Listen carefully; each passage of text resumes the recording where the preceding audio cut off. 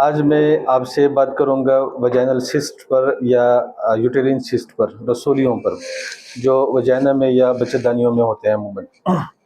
ये रसोलियाँ असल में छोटी छोटी थैली होती हैं, जिसमें फूली नुमा थैली होती हैं, जो अमूमन 5 किस्म की होती हैं। गोश्त की जो सख्त होती हैं, और पानी वाली जिसमें सादा पानी होता है, फ्लूइड होता है, और तीसरी किस्म जिसमें पीप हो, इन्फेक्शन हो चुका हो, पस पड़ चुकी हो उसमें।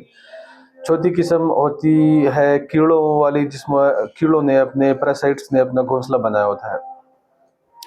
और पांचवी किस्म होती है सेबेकिस टाइप की, ये चर्बी वाले पुड़े पुड़े या चर्बी वाली रसोलियाँ होती हैं।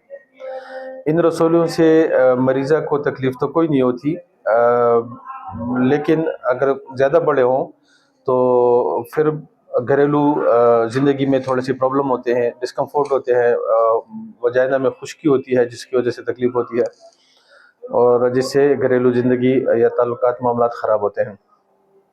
साइज़ में ये एक मटर के दाने से लेकर कई किलो तक हो सकता है, 5-6 किलो तक भी हो सकता है। कुछ बेख्तियात लोग भी होते हैं दुनिया में।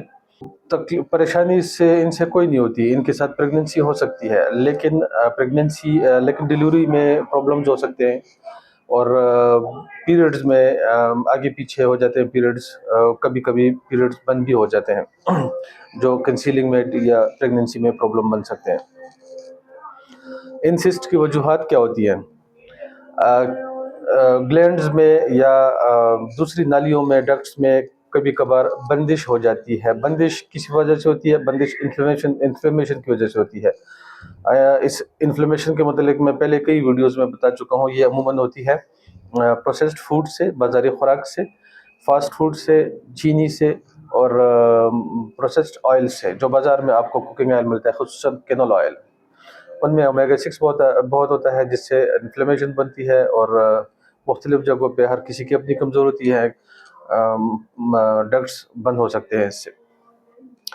बाज़ औक़ात ग्लैंड्स में बंदिश हो जाती, ग्लैंड्स की नलियों में, डक्ट्स में बंदिश हो जाती है, मसलन बर्तोलिन ग्लैंड्स। ये अमूमन बाहर की तरफ होते हैं, नज़र आते हैं बाहर से, और अगर गलती की जाए, इनको दबाया जाए तो मसले बन सकते हैं, इसलिए दबाना इनका बिल्कुल नहीं चाहिए। अच्छा, वजूहात क्या होती है इनका? बैरूनी चोट भी हो सकती है, सर्जरी भी हो सकती है, किसी ग्लैंड का, जैसे मैं अभी कह चुका हूँ, कि डक्ट्स में बंदिश की वजह भी हो सकती है। गंदी खुराक या अपनी सफाई का ख्याल न रखना। गंदी खुराक क्यों? गंदी खुराक फिर वही कीड़ों पर बात आ जाती है, जिसमें कीड़े बढ़ जाते हैं, और ये कीड़े फिर फैलते फैलते वजाइना में और बच्चेदानी में तक पहुंच जाते हैं। डायग्नोसिस कैसे किया जाता है? डायग्नोसिस के लिए अल्ट्रासाउंड, एमआरआई, सीटी स्कैन, और बाज़ औक़ात बायोप्सी भी की जाती है। लेकिन ये तमाम बहुत ख़तरनाक अमलियात हैं, इनसे कोशिश करें ख़ुद भी बचें, अपने मरीज़ों को भी बचाएँ। हाँ, अलबत्ता अल्ट्रासाउंड कम से कम साइड इफ़ेक्ट्स रखता है। अल्ट्रासाउंड से डायग्नोसिस हो सकता है। एलोपैथिक ट्रीटमेंट क्या होती है? एलोपैथी में सिस्ट का कोई भी इलाज नहीं है, कोई भी दवाई नहीं है, सिवाय इसके कि सर्जरी करके उस फूले को या उसके पानी को या उसकी चर्बी को निकाल दिया जाए, या कीड़ों का जो थैला बना होता है उसको सर्जरी करके, ऑपरेशन करके निकाल दिया जाता है। लेकिन किस वजह से ये सिस्ट बने हैं, वजह अपनी जगह पर बरकरार रहती है, लिहाजा सर्जरी के बाद, ऑपरेशन के बाद ये सिस्ट दोबारा भी हो सकते हैं। इसमें टब में गर्म पानी में बोरिक एसिड या सोडा वगैरह डालकर बैठने को कहते हैं। कोई तसल्ली बख्श इलाज नहीं है। इससे बेहतर है कि अगर आपने मरीज़ को, मैं धोखा ही कहूँगा, अगर आप मरीज़ को धोखा देना चाहते हैं तो मरीज़ को कम से कम कैस्टर ऑयल का कह दें। कैस्टर ऑयल और जैतून का तेल आप इसमें मिक्स करके, गर्म करके, नाफ के नीचे वाली जगह पर पट्टी कमर के गिर्द बांध लिया करें, उससे भी बहुत फ़ायदा हो जाता है। बहरहाल ट्रीटमेंट ज़रूरी है। होम्योपैथी में सिस्ट की बहुत सारी अद्वियात हैं, बहुत बेहतरीन किस्म की अद्वियात मौजूद हैं, और बहुत कामयाब इलाज है।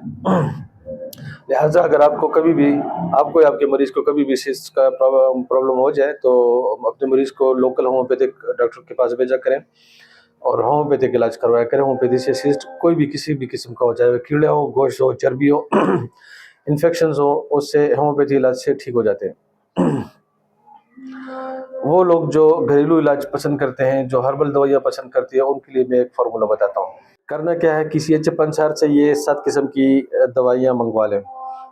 हल्दी, मुसब्बर या सब्ज़ भी जिसको कहते हैं, अलसी, तुख़्म अलसी और तुख़्म संबालू, जड़ अफ़शा बूटी, जायफल और गंधक आंवला सार। तमाम जड़ी बूटियाँ जितने भी वज़न में आप लेना चाहें, गंधक आंवला सार उनके आधे वज़न का लें। तमाम चीज़ों को अलग-अलग बारीक कूट-छान कर मिक्स कर लें और सुबह, दोपहर, शाम एक छोटा चाय का चम्मच लेमन ग्रास कहवे के साथ लेनी है। लेमन ग्रास कहवा अगर किसी को अच्छा नहीं लगता तो पानी के साथ भी ले सकते हैं। सुबह, दोपहर, शाम 3 टाइम, खाने से 1 घंटा पहले। परहेज़ अपने मरीज़ को या खुद परहेज़ बहुत ज़रूरी है। क्या क्या नहीं खाना वो बताता हूँ। भैंस का संडे का गोश्त बिल्कुल नहीं खाना, फार्मी मुर्गी यानी ब्रॉयलर चिकन उसका शोरबा भी बिल्कुल नहीं खाना, उनका सूप भी नहीं पीना, और सब्ज़ मिर्च, लाल मिर्च, चीनी या चीनी से बनी हुई कोई भी चीज़ ना खानी है, ना पीनी है। अमूमन वैसे तो सिस्ट के साइज़ पे डिपेंड होता है, लेकिन मिसाल के तौर पर महीना आप इस्तेमाल करें करके दोबारा अल्ट्रासाउंड करवा लें, इंशाल्लाह आपका सिस्ट ख़त्म हो चुका होगा। बताइए। दुआओं में याद रखिए। डॉक्टर साहिबान जो हैं उनको चाहिए कि अपने मरीज़ों को कम इलाज के लिए कम्बिनेशन बना कर दिया करें, कोई एक दवाई ना दें। हाँ, वो अलग बात है कि अगर आप एक्सपेरिमेंट करें किसी दवाई पर और कोई एक सिंगल रेमेडी दे रहे हैं तो वो अलग बात है, लेकिन इलाज के लिए कम्बिनेशन बना कर दिया करें और मरीज़ों को बराए मेहरबानी डाइट बहुत ज़रूरी है समझाया करें। बनाएँ और दुआओं में याद रखिए।